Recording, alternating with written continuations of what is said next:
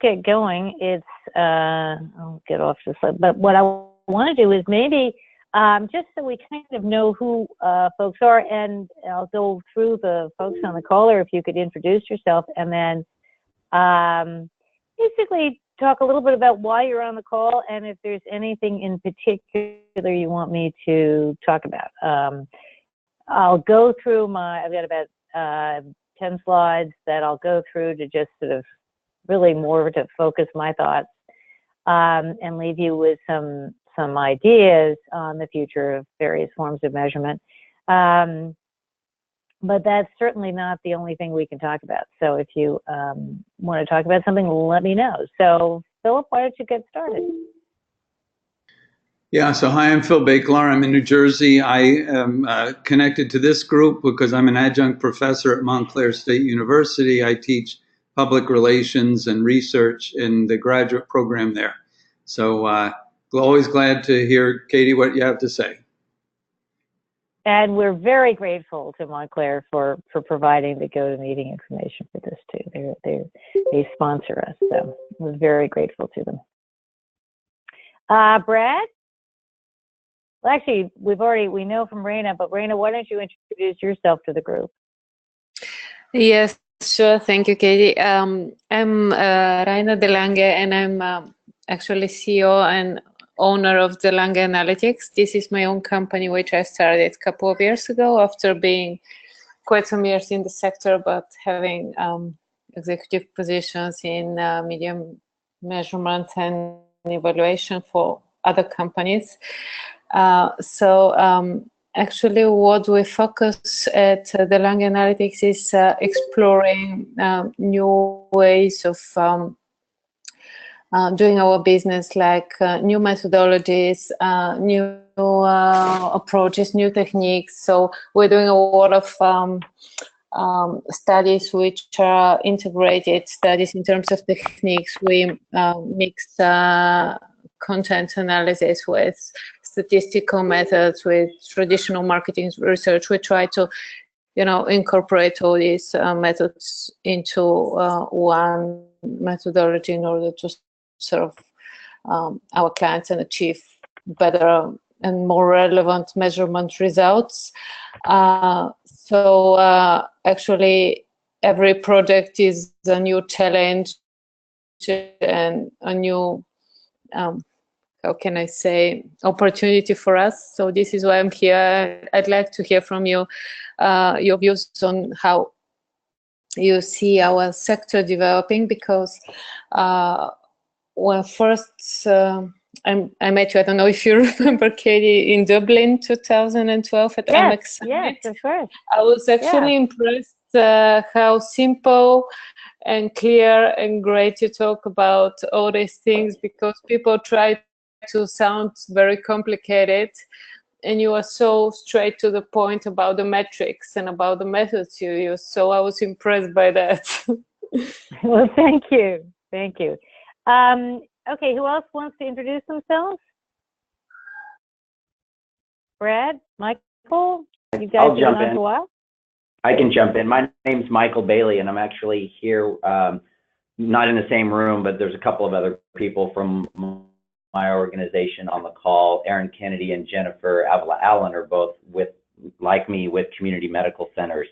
And we actually heard you excellent. at the PRSA conference in Fresno, California a while back, and I was really intrigued with how much sense you made about, it was just very practical, but yet in our day-to-day world, it's a little bit hard to measure some things. And so we're just always on a quest to learn ways to prove our worth and to prove that results or not, and constantly course correct. So we're just looking for the next dose of common sense.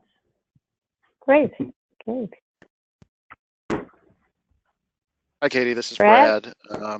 Saw you speak at a PR News Measurements conference 3 years ago in Washington, and have been a subscriber to your newsletter. We've been on our organization's been on a measurement journey for a while, and we don't think we've quite caught it yet. But we continue to learn and seek new information and try to get our arms around it. And just what organization are you with? I'm with Eastman. We're a Fortune 350 chemical company. Yes, yes, who used to be a client of mine back in the Delahaye days. That must have been 25 years ago. But I learned, it's one of those things. It was a very interesting, early, interesting project back then. Yeah. And I love the guy.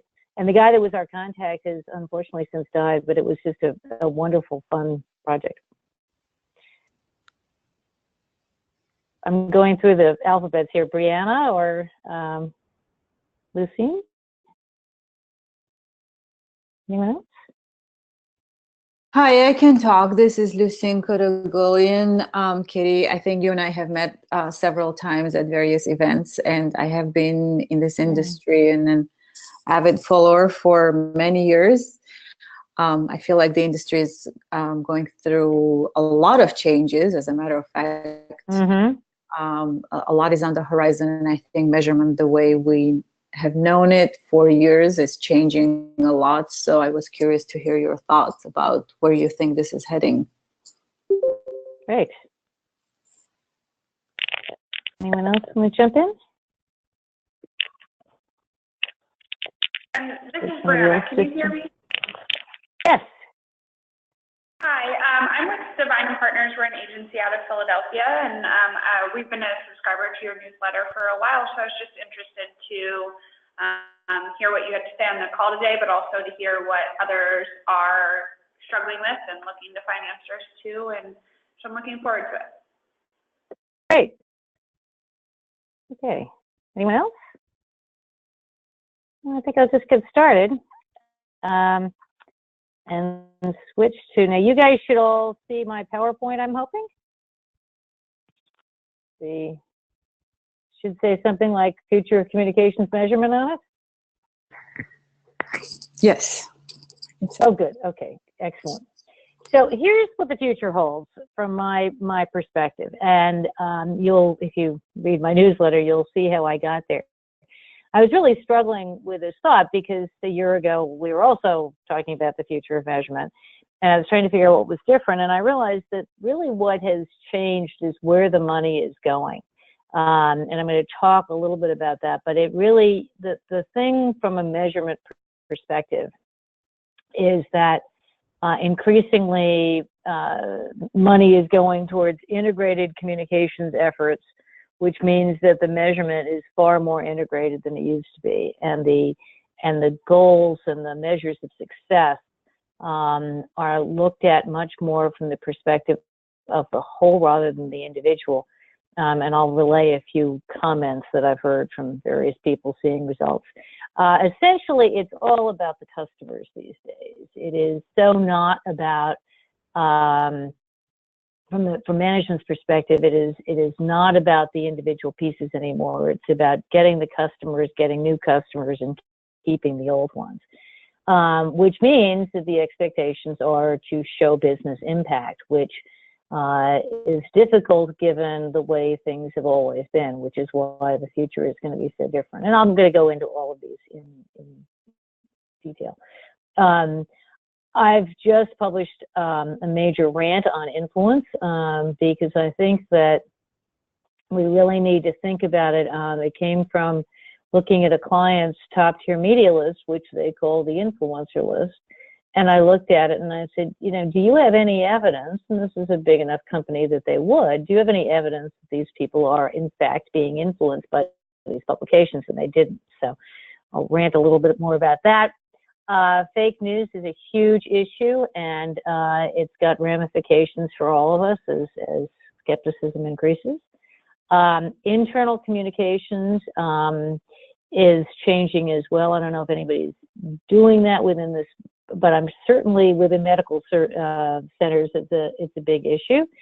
And so there's going to be, in all of our futures, we're going to do a lot more measurement that involves increased search engines. There's a lot more data available. People have been measuring, for those of us who have been around for a while, I mean, the truth is people have been measuring stuff for a long time, which means that there actually is much more data out there. Lots more analysis and analytics of things, and some more standards, and you can read about some of those in the newsletter. And then I have a little new rant on agencies, and for those of you with the agency business, the post when it comes out is a little more controversial than I'll go into today, but I'll give you the highlights anyway. The idea is really that people have to rethink, not necessarily just their measurement, but really what it is that they do. And then I've got a little bit on what the future PR rock star looks like.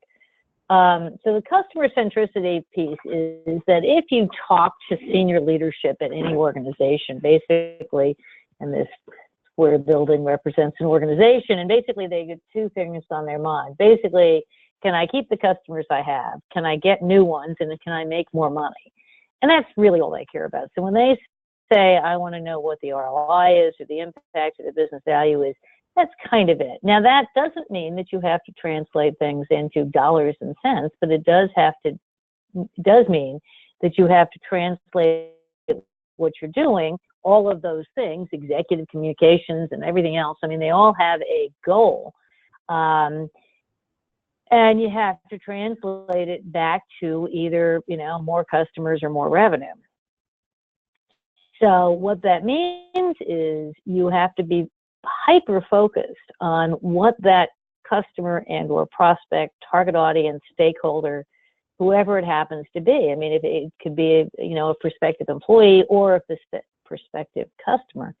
But that person is your target, and therefore you're going to look at an integrated communications effort. It's no longer just PR or an event or a website. The measurement that I am doing exclusively now, it's really interesting.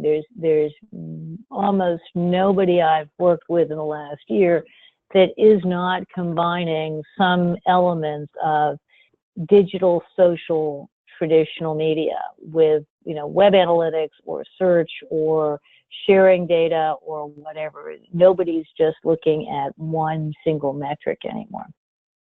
And I strongly urge you to sign up for the Measurement Summit. We still have some slots available. It's October 11th through 13th, and there's a guy, Sam R., because I can't pronounce his last name, from an agency in Baltimore, who gave the single best presentation on measurement I may have ever seen, because what he did was, his background is in analytics and technology, and he basically, for all of their agency clients, translated what they wanted to do into metrics based on, essentially, for the most part, web analytics and search engine rankings. Because they realized that so much of when people say, I want increased awareness, really what that means is I want to be found, and chances are, given the way people buy things today, you want to be found on search. And so SEO becomes a much bigger piece of the communication spectrum, which means it needs to be measured. Additionally, the importance of individual influencers. Now, we've all probably heard way too much about celebrity influencers, and I'm not big on them because I'm not sure that they're actually delivering the value, but I'll talk a little bit about that in my influence section there. But essentially what you need to establish is who influences your targets out there, whether it's a customer, prospect, or prospective employee, or whatever it happens to be, or your employees. Who influences them and what influences them? And that's got to be the core of your program, which means that measuring influence really has to be done, again, from the customer-centric perspective. And really that's what business impact means, is are you influencing the behaviors or the opinions of the customers or target audiences that you're trying to reach? And I hate to say this makes me throw up to even suggest this, but I think that in all of the discussion of what the Russians did to the American elections, and frankly have been doing as Raina probably knows in Eastern Europe, and certainly in Estonia, Ukraine, and even Finland, they've been doing this since 2013, at least, because I was at a NATO conference when they described it to me for the first time. And essentially this concept of hyper-targeting people and with personas that are like them, and then getting them out to events to demonstrate or be active in the community or whatever. I mean, frankly, if you strip away the political ramifications and the horrific weaponry of this thing, it's what PR is trying to do. We are trying to get closer to the customers these days so we can motivate them to act in such ways that benefits either our clients or our companies or our organizations. And we need to think about that. I mean, I don't suggest obviously pushing out fake news, but when you are distributing your news, you need to be thinking much more like, you know, a Russian spy than a traditional PR agency or a traditional PR person. And I don't think we've heard the last of that, but I think that when we get to understanding what, for example, Cambridge Analytica did in terms of the hyper-targeting, I think we're going to learn a lot that we can probably apply in the future. Now, obviously, that brings with it increased skepticism. And I think that's the biggest challenge that we in the communications field have, which is it's not enough to say I've reached these people or I've reached these people with this message.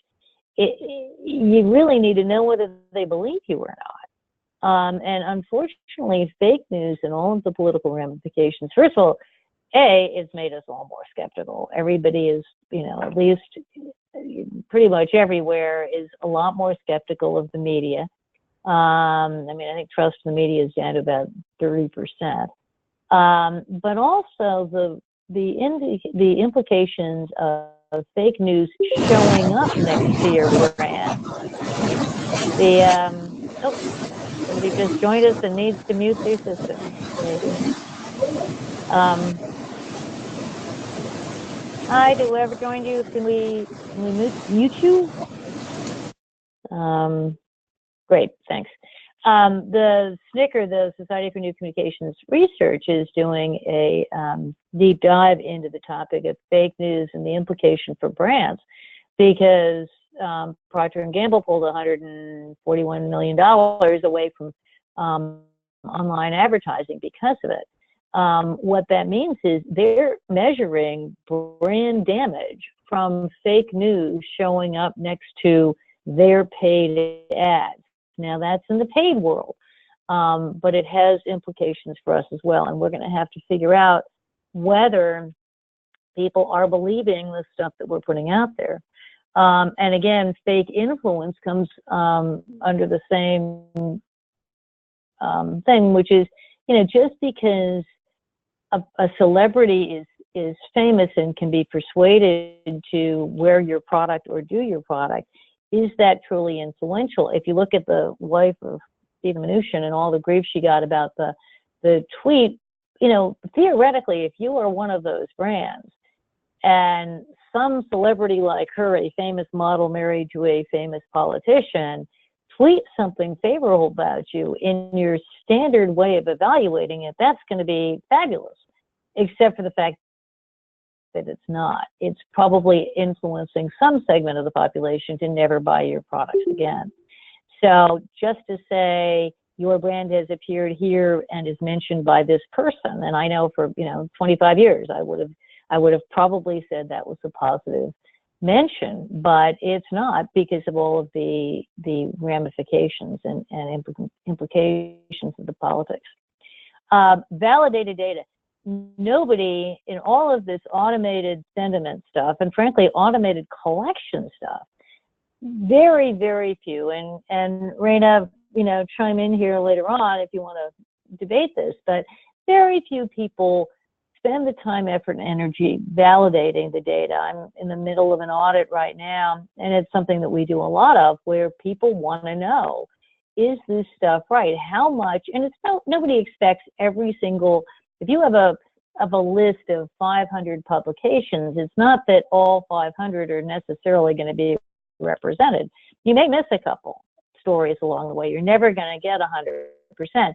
More importantly, is the stuff that is in there actually relevant? And especially if you have a brand that is either well known or easily confused, or somebody's done something that, you know, abbreviates to whatever your brand is, there's huge opportunities for invalid data to get into these systems, and very few people are validating it on a regular basis. And so regular audits, I think, are going to be a very big piece of the future.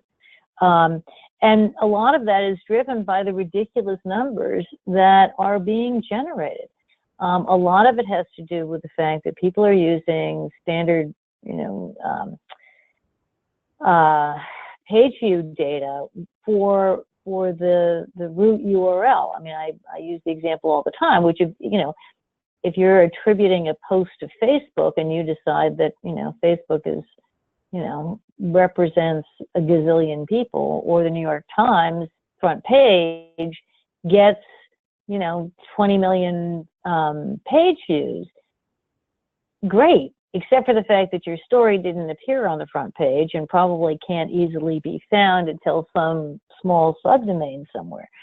So I think that these numbers that are coming up with, and, you know, God help you if you're multiplying them, but let's assume that you're not using multipliers and you're just using the regular ones, the numbers are obscene. I mean, it's ridiculous. It's like, you know, how does somebody produce a report that says that, you know, you had 5 trillion opportunities to see the key message last year, when there's only 3 billion people on the planet, and most of them don't have computers and don't care about your products. So, I mean, I think that these huge, ridiculous numbers that a lot of systems are generating are really problematic.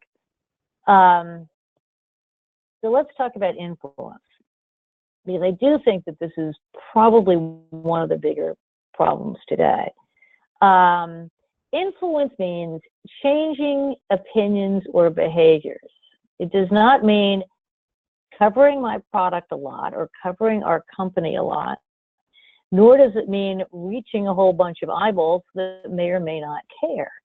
I mean, you know, my friends from the medical center, you know, to a certain extent, you know, high circulation publications don't matter to you. What's much more important is that you're influencing the people in your geographic region that are influential, which is a very different thing than some, you know, smaller, and it may be that a smaller, Fresno Bee isn't that small, but it may be that a smaller paper is hugely influential, much more so than the Washington Post, for example. So really honing in, and I think it's the job of the agencies, and frankly, it's the job of the measurement companies to advise based on what really is influential, not just what makes big numbers. And does coverage mean influence? I mean, at some point in the not too distant future, we have the data. Mark Sousa's Proof Project is providing it, but I do it all the time on a much simpler basis, which is, if the goal is to drive people to your website, does coverage do that?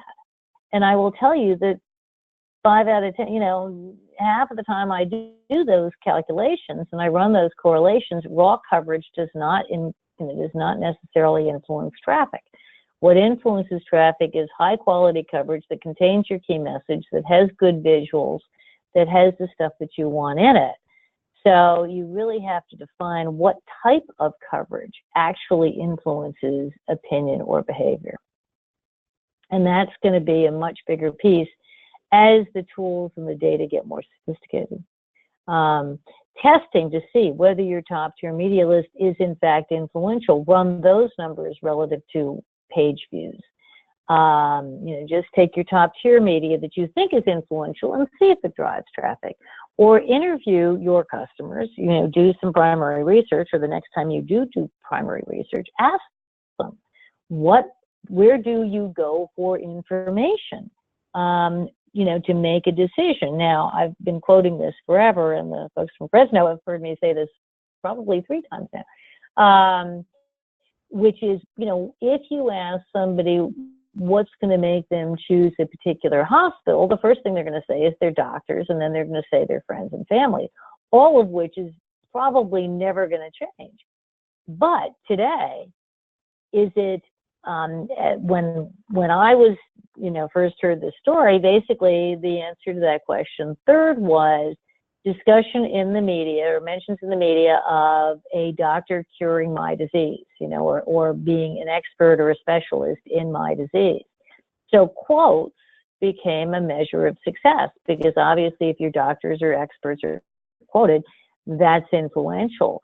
Today, I'm not sure that's still as much the case, because so many decisions are influenced by who's paying for it and how much it costs, and what does the various websites that talk about these things and rank hospitals and rank doctors, all those other things, those may well be more influential. I don't know in your community, but it's perfectly possible, and that's something that needs to be established.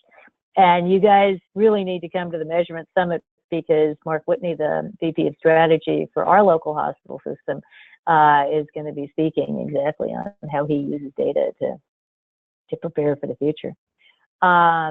Also, the influencers you've identified, does your audience trust them, right? Do you know that for a fact, or are you just assuming that they are trustworthy? If you live in a red state and you think the New York Times and the Washington Post is most influential, you might want to check in with your customers or your prospects to find out whether in fact they're actually even believed. These are the questions that today's environment are generating that we have to answer in the coming year or so. And the other thing that's important to look at is how efficiently are you influencing people? One of the big reasons for the celebrity influencer craze was that it was cheaper than paid advertising. Well, it turns out that it's way cheaper to reach people, but in fact, it doesn't actually sell more product. In not all cases, in some cases, it doesn't sell more product or generate more leads or frankly even generate more traffic as cost effectively as some other tactics. So you're going to have to look at the efficiency of your influencing efforts as well as the impact. For internal communications, a lot is changing. Essentially, and again, this is I apologize, it's somewhat of an American perspective, but today the biggest problem is talent acquisition. And I mean that very literally, in that the ability to attract and keep people who can jump into jobs that are open is very difficult these days. And it's not just in places like New Hampshire, where we basically have full employment and terrible workforce training, but workforce training outside of Europe has been terrible in America. And that's created this real gap of talent, especially in the science and engineering and math fields. So, but even in insurance companies, there's a talent war for people who can do detailed data analysis. So no matter where you are, talent acquisition is going to be a huge piece of your communications efforts. That means that social media is key. What are people saying about you on Glassdoor? What are people saying about you on online review sites or other places? How is your reputation on social media? And goal alignment. So, and that, I got these out of order. Your reputation for corporate social responsibility, ethics.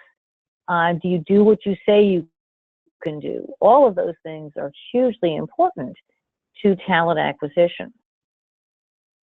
The other big thing that smart leaders are realizing, certainly not all of them, but many smart, forward-thinking leaders are realizing that alignment of your goals up and down the organization is really key to success. And I don't know how many of you have ever done a say-do study, but a leader say-do study is a study where you interview employees up and down all over the company. You ask them to identify and tell you who they think of as a leader, either by title or by person. And you associate the person with the title. And then you ask them, to what extent have you seen them do something? Well, have you heard them articulate the goals and ambitions and objectives for the company, right? The big, hairy corporate goals. Have you heard them say them, right? Or articulate them or encourage people to pursue them? And to what extent have you seen them do something in support of those goals? Well, if you follow that process and you realize that if there's a huge gap between saying and doing, that means there's a huge credibility gap. And if 50% of your employees have never seen your senior management do anything in support of your goals, you're not going to achieve them. And so it's really important to establish the degree to which there is alignment in your company, because otherwise you're just not going to get there, no matter how well you communicate. Diversity of all sorts is key. It's key to your reputation. It's key to talent acquisition. It's key to your, legal implications. It is absolutely enormous in every organization today, because you need diversity in the workplace to get ideas and creativity. You need it for legal reasons in some respects, and understanding the degree to which your diverse populations actually are influenced, believe, or buy into your message is going to be critical. So traditionally, people do these employee surveys where they say, not much more than, do you like the newsletter and how do you feel? My feeling is you need to test people to understand, are they understanding the key messages, and do they resonate with people who may not see things from the perspective of, white males. And unfortunately, many of those surveys and many of our organizations are still run by white males. No offense to any of you on the call who happen to be of that persuasion. But the reality is that in these organizations, you've got groups of people, whether they are diverse because of their gender identity, their ethnicity, their abilities, their disabilities, all of those people are going to hear things and believe things slightly differently, and you have to test that. That has to be part of any internal communications testing you're doing. And you need to test for trust, because if people do not believe your senior leadership or do not believe in your organization, A, they're going to leave. And B, they're not going to believe what you have to say. So rather than asking people, do you like our emails or do you like our whatevers, really what you need to be asking them is, do you trust them? This is all sort of on a higher level basis, but what's really important are the new emerging standards for internal communications that really basically say you got to be looking at business impact. And they're very undefined, in terms of the specifics, but I encourage you, they're on our website. Look for the IPR, Internal Communications Measurement Standards. And there's a group of people working on them, but the real push there is to tie internal communications to behavior. So what does that mean? How does a person get to be a PR rock star of the future? It's understanding the business and how it achieves its financial goals. And so, Phil, for your students, this is your slide. I did this for you because basically they need to understand the business first. They need to be a little bit of a, Madeleine Albright, Henry Kissinger diplomatic genius, because they need to be able to communicate across all the silos and moats that exist in organizations. They need to understand. I met one of these people. It's great. She has like 20 years with this company, was on her way to retirement, got brought back into the communications measurement team, essentially because she has more institutional knowledge of everybody. So when you're sitting there going, I wonder if this person has this piece of data, she knows their secretary. She knows how to get them. That's the sort of person that's going to be a rock star, is knowing how to track down and find data across multiple silos and moats and all the other barriers in organizations. They've got to embrace data. I'm sorry, it's the role of, you know, I hate math, I hate data, it doesn't fly anymore. Anybody going forward is going to need to understand it and also understand how to know whether it's valid or not. So many mistakes get made when people are analyzing data and they forget to look at, oh, by the way, the number of people who respond to that question is 10. No, you can't project that, and no, you can't say that 70% of the people don't agree with you, because that's really only 10 people responded to your survey. Things like that, where you understand validity in your bones, that's going to be a real necessity to a PR rock star of the future. And they've got to be able to come up with answers and insights. Too many people are getting really good at reporting, and the visualization is gorgeous and all kinds of things happen. But that doesn't answer the questions. And I sit through presentations all the time when, and frankly, you know, have heavily edited presentations that people have given me when we've done research, and I said, no, the questions were, these were the assumptions. We tested those assumptions. Here are the answers. And this is how you present that data. And you don't present data that doesn't answer the questions, right? You don't present data that just self-aggrandizes your performance and says, I did this, you know. No, it basically, data is supposed to answer questions and provide insights. And so here's the agency piece. The future of agencies, PR agencies as we have known them, is over. Essentially, the standard, you know, PR agency of old that generates press releases and reaches out to the media, and maybe does an event from time to time, isn't going to fly, because it's very hard to take that result, that data result, and translate it into a business result. And this is what is happening, where every place I go these days, people are questioning the value of their agencies because they're not coming back with business results, right? So as budgets shrink, this lack of focus on business results is going to be painful. And so it's going to make it harder for people to pay enough to get the talent, and that's going to be a huge problem. That sure, you're going to be able to get lots of junior people, but the people to stick around for a long time, you're going to have to pay them a lot more money going forward to keep them. And if the budgets are smaller and you're trying to you know, squeeze every dime out of this, I mean, it just doesn't. It's not going to work, because your toolbox is too narrow. You have to think way outside the normal toolbox for PR to delivering services.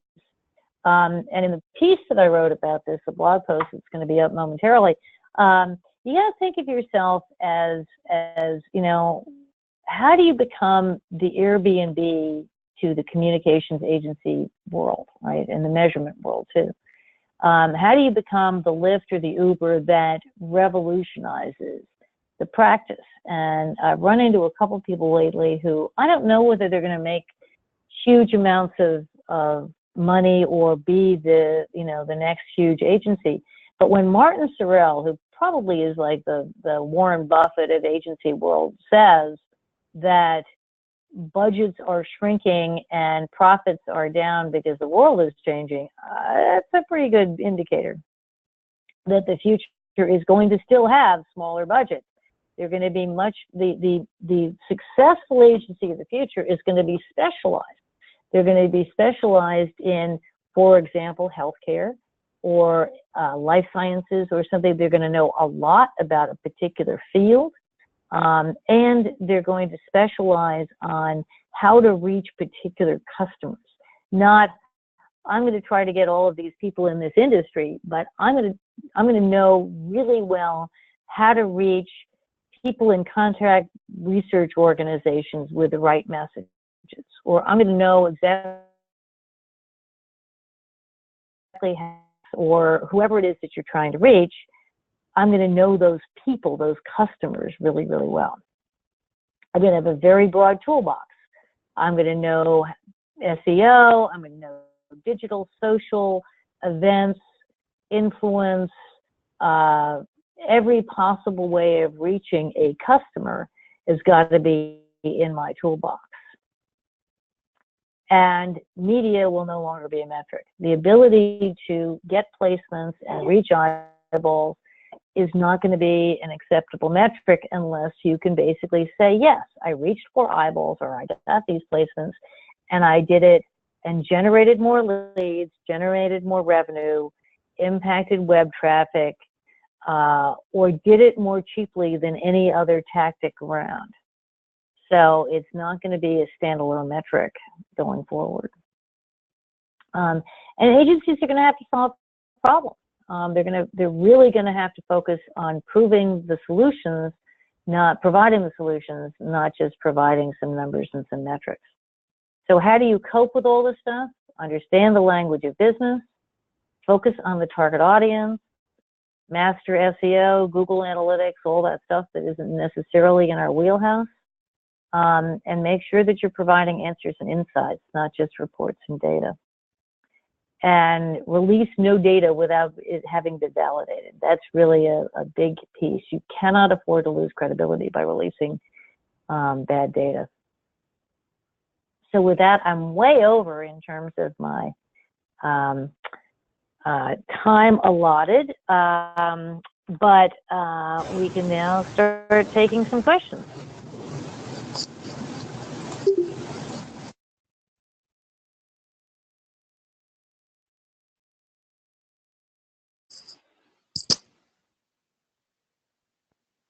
We've got 10 people on the line at least. We've got to have more questions.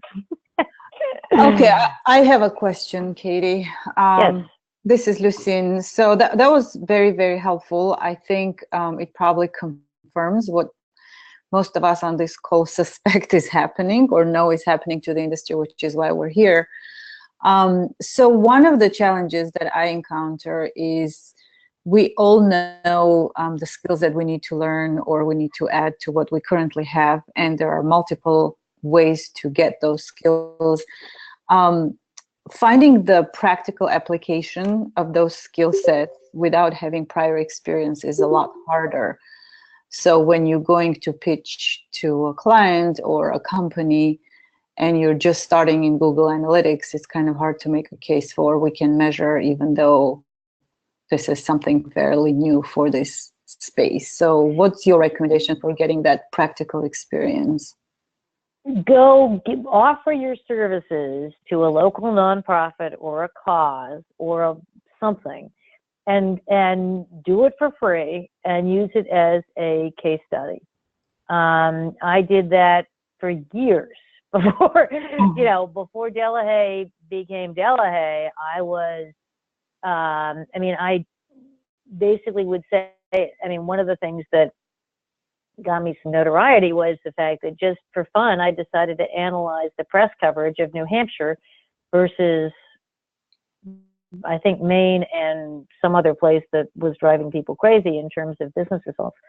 I analyzed politicians, I analyzed issues, I did all kinds of crazy stuff. Yeah, they were designed to get some publicity, but basically it was also designed to teach us what we would teach me back in 30 years ago when I had no clue what we were really doing. It was basically learning the system. So I would basically take some data you already have and give it, either go to an existing client and say, here, let me do this project for free because I think we need to answer this question. Here's a good example, right? Everybody wants, social sharing. Isn't that a great thing? Mm-hmm. Well, social sharing is not that hard to figure out. There's a lot of systems out there that can do it. You can, to a certain extent, understand how much social stuff comes into Google. You can do all kinds of things to do those. You can add that to, pick your favorite client and add that to their services for free, just as an experiment. Okay. You're going to have, the best way to learn this stuff is to do it, and the best way to do it is to do it for somebody for free so they can't yell at you for doing it wrong. Okay. Thank you. Hi, Katie. This is Anna. So I'm Thank you for everything for the call. I actually am in the middle of transitioning from an agency to community medical centers on Monday. So hi to my team. Oh, good. So I've been focused on the digital side of things for the last 5 years, and I've really struggled with finding some measurement platforms besides Google Analytics that is really effective on the social measurement side. And I was just wondering if you had found any that you particularly liked. Yeah, it really depends what you need. I think most social platforms, to say to you, my favorite social media, metrics platform is Simply Measured. It's great. It's terrific. It gives you more data than you ever can possibly comprehend. They're wonderful. They're also about $2,000 a month. And do you need them? Right. Right? I mean, it may be that what you really just need is Hootsuite, which is pretty basic, or Sprout Social. Something really very basic just to get you going.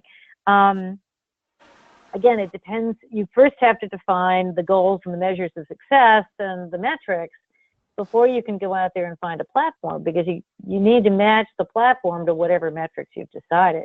I mean, this is where I think we need to think broadly. So let's just say that you had the budget to go out there and spend $1,000 a month or $500 a month on a social media platform. Before you make that decision, think about whether, if you could spend $1,000 every quarter or $2,000 every quarter, whatever it would be, on surveys of your target audience to figure out whether they were influenced by your social media, paying attention to it, and you wouldn't even have to do it, once a quarter, but basically think in terms of, is that platform what you need, or is the answer, I need to know where my target audience is getting information? Yeah. So, no, absolutely. I've tried so many different social media measurement platforms, and none of them have been exactly what I've needed. So I've ended up with a lot of spreadsheets to track what I really do need to know. And I'm excited to be going in-house and hopefully have the resources to do some more research, because on the agency side, we just, as you know from your presentation, don't have the budget. Well, the other thing that I would do is, when you go in-house, if you've got a media monitoring system set up, chances are they can do social too. Yeah, absolutely. I mean, there are very few out there that aren't also doing social. They may not do it brilliantly, but they certainly can do it. Yeah. Well, thank you for your time. You're welcome. So a couple things. Yes, I'm going to put everybody gets a copy of the PowerPoint afterwards. The other thing, I wanted to answer the question about the press making docs happy, because that gets translated in, to me, the business outcome of that is, you keep the docs happy, you don't have to replace them. They're not going somewhere else. There's a value, especially in the medical profession right now, to higher retention, lower turnover rates. Not exactly sure what that calculation is, but I bet you somebody in finance or HR can tell you what it costs to replace a doctor. And if you can increase the satisfaction level of the doctors in your medical center via good press, that's a tangible business value, right? So actually, Katie, this is Erin Kennedy. Nurses. Nurses are almost a bigger challenge, and they cost us $40,000-$50,000 easily to replace and onboard. So I don't know whether media coverage keeps them happy, but because they don't tend to have the egos, but what keeps them happy, I guess, is the question. Right. What would make them happier? And that leads me to my question on, I was really interested on your internal communications about testing the trust. Yes. Is it just literally as simple? Because I feel like if we went out and asked about trust we would bring up skeptical responses. You know, that skepticism would come out at that, and we wouldn't get the truly get to those answers. I'm not a big fan of asking people, do you trust this organization? I am a very big fan of the Krunig trust question. So you ask them, does this organization have the ability to do what it says it's going to do? Do you believe that this organization takes into account people like me when they make decisions? Do you, well, I don't know. I can't, there's a bunch of them. And there's in fact, it's going around on Twitter again. I did a guidelines for measuring trust paper that I'd be happy to include in the email. But it's got that full, oh, see, there you go. Phil just posted it. There it is. They got the relationship instrument. You can just basically take, so again, if you're doing events, I didn't even put events on here. If you're doing events, right? My favorite technique is to ask people who go to your events afterwards, do you believe this organization has the ability to do what it says it's going to do? Do you feel better about whatever the relationship questions are that are appropriate? But if you're doing events with the community in particular, you need to ask the community whether they trust you more after that event. And ideally, you do a survey before and a survey afterwards.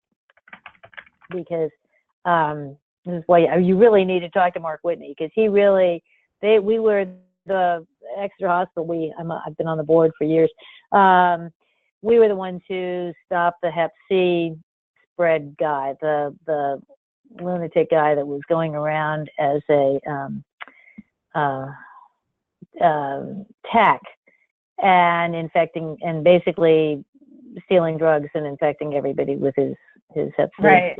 And he was all around the country, and we stopped him. Well, it didn't matter that we were the ones who stopped him. You know, we got slammed. But through the community testing research that Mark was doing, he could actually figure out how bad it was and how much more they had to work to fix it. And of course, it turned out that it wasn't nearly as bad as when Anthem went on the warpath against us. But yeah, because you know, that's the kind of stuff. We don't market. I mean, you don't sell healthcare. You sell trust in healthcare. Basically, you know, people either need it or they don't. They turn to the person they trust. Yeah, and I think Mark's going to share some of his data. They've been doing, it helps to have the UNH Research Center next door, but he's been working with the UNH Research Center for years. So he has probably 4 or 5 years worth of trust and relationship data. So he can tell instantly, not instantly, but very quickly, the impact of a crisis or whatever on trust and how they feel about the hospital. Thank you. But that's a luxury not everybody has. But yeah, you basically use trust questions to figure out whether people trust you or not. You know, you get around it a different way.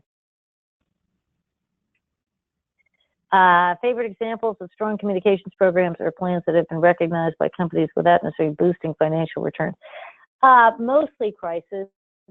Claire, and I think she had to log off. Anyway, the pure reputation piece of PR tends to get measured in a crisis in terms of how fast you can make the crisis go away and how much you can control it. And I think that the financial returns on that either have to be simply accepted, right? So there's a lot of CEOs who basically will just accept the fact that reputation and trust is important. And if I can show via surveys an increase in reputation or increase in, it's kind of like the recommendation score, whatever it's called, the net. I can't believe I can't remember the name. Net promoter score. Net promoter score. If you can show that before and after your PR efforts, you have increased the net promoter score, that's pretty much taken as a measure of success. I don't think you have to quantify that in any greater detail.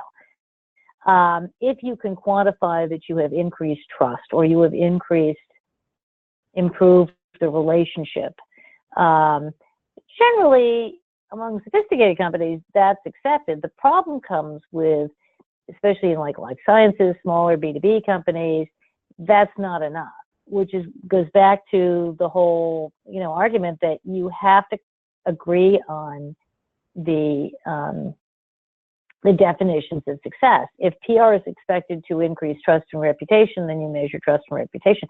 If it's designed to increase heads and beds, then you're going to have to come up with a different metric.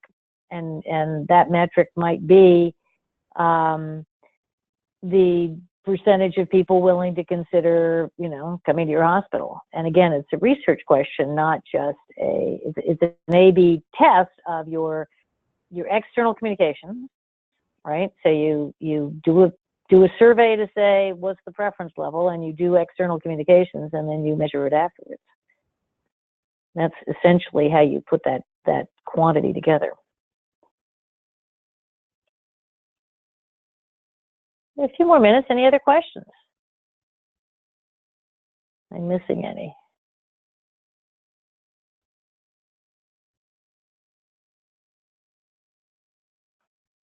Trying to think about what else I can do. Look for in your inbox, probably this week, next couple of days, the measurement advisor, because all of these things are discussed in thousands of words in the latest issues. So make sure you check that out. And if you are haven't got all your questions answered, or if you want to, most importantly, if you want to talk to people like you who are going to be here in New Hampshire, October 11th through 13th, talking about the same issues that you're asking about, sign up for the Measurement Advisor today, Measurement Summit today. It's a great little gathering, lots of time over lobsters and wine to trade war stories and share experiences. So we've got people coming in from Hannaford Supermarkets, the new CMO of Hannaford. We've got Elizabeth Rector, longtime media measurement and measurement rock star at Cisco, and Eve Stevens, who's running the measurement program at Microsoft, which is one of the most interesting ones I've ever seen. So there's really some amazing people that are going to be there, and it's always fun. And Phil can tell everybody how wonderful and fun it is too. And it's just, his contribution is amazing. I'll post that too. His graphics for the summit. Any questions? Well, we did it in an hour. I'm amazed. Thank you all very much. October, we'll set the date before I send out the follow-up. And anybody in Europe, I'll be there next week. And if you're coming to the PRSA conference, look me up. I'm presenting there as well on Sunday.